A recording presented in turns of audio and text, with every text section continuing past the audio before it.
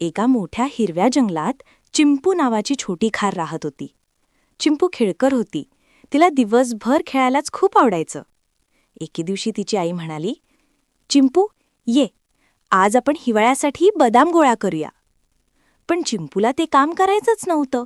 ती म्हणाली, अगं आई, मी नंतर करेन, आत्ता मी मित्रांसोबत खेळायला चालले. ती ससा, कावळा आणि माकडासोबत दिवसभर खेळत राहिली. तर आई मात्र शांतपणे बदाम गोळा करत होती आणि घरी नेऊन ठेवत होती.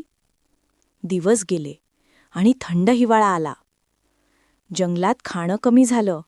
चिंपू थंडीने थरथरत होती. तिला कुठेही काही मिळत नव्हतं. तेव्हा तिची आई म्हणाली, बाळा, जेव्हा वेळ असते तेव्हा काम करायला हवं, नाहीतर नंतर अडचणी येते. आईने तिच्याशी कोमलपणे वागून तिला काही बदाम दिले. चिंपूला धडा मिळाला.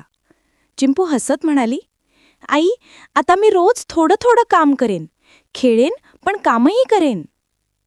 गोष्टीचा बोध: वेळेवर काम केलं तर नेहमी फायदा होतो.